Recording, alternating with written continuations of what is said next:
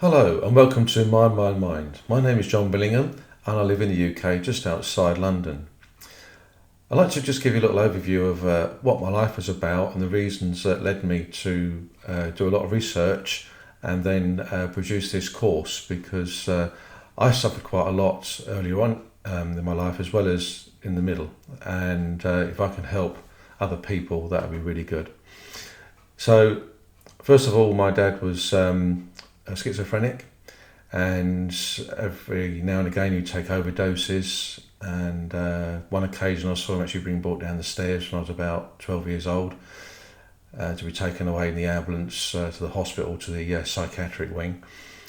That was quite a turning point for me because I was so young. First time I've seen anything horrible like that before. Then so mum and dad got divorced, and things quietened down a bit for us.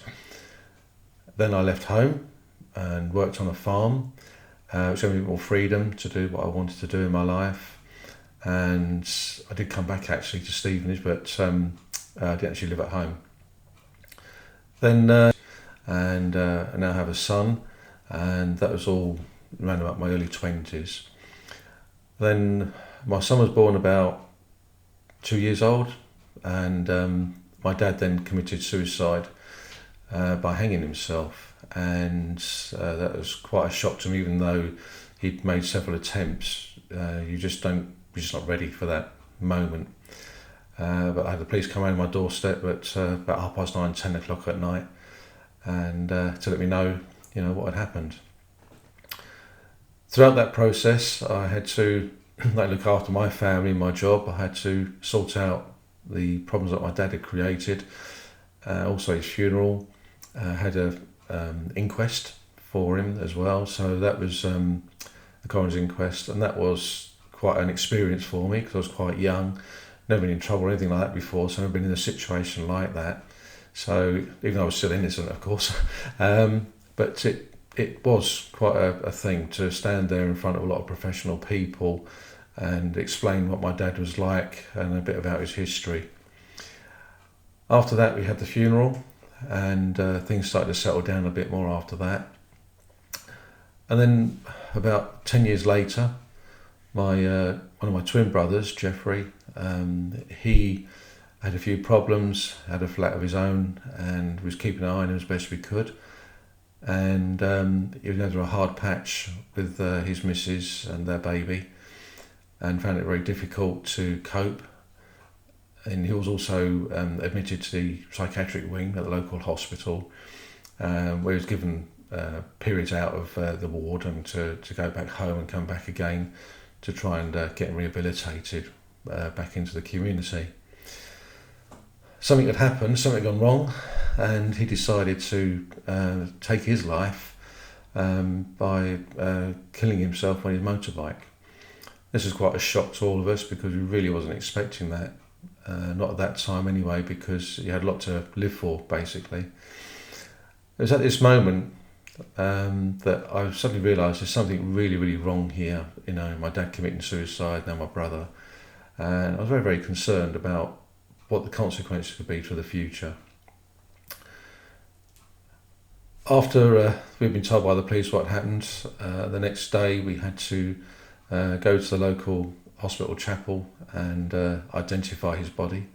That was a very pleasant experience, obviously, to do that, because I'd never seen a dead human body before, so it was quite a strange sensation to be in, very surreal, and maybe some of you already know about that. I hope you never do find out, because it's not very pleasant at all.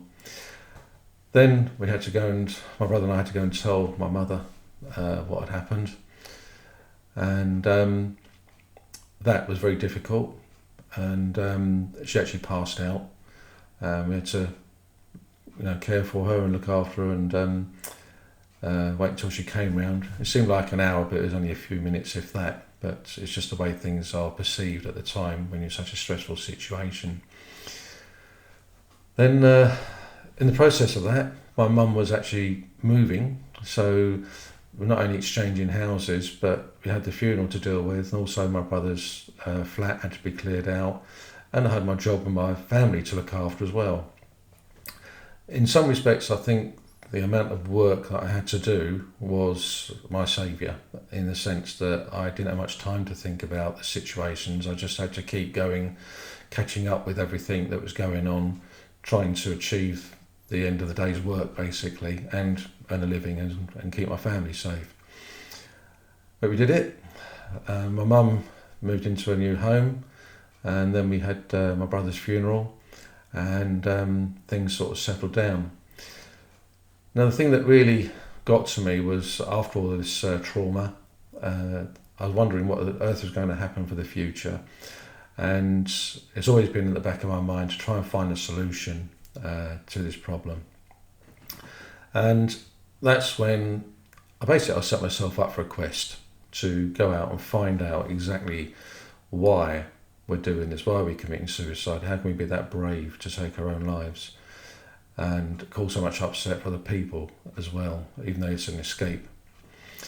And I went to places like India, Thailand, France, south of France, Spain, even Jamaica, to different courses, seminars or events, to see if I could find an answer, a solution to what was going on here. And believe it or not, the answer was right on my doorstep, and literally 2 miles away from where I live. And I went to a seminar with a guy called David Key, who presented us with the 3 principles of mind, thought and consciousness. And that was a time when it really hit home to me. It really I started to understand things, what was going on. And I thought, this is so simple. It really is so simple. If you allow it all just to happen and to go with the flow on those 3 understandings of mind, thought and consciousness. So I'll leave it there so that we can then go on to the next video, which will be about the actual course itself, and I'll explain a lot more there about what you'd be required to do. Okay, thank you very much for listening. Cheerio.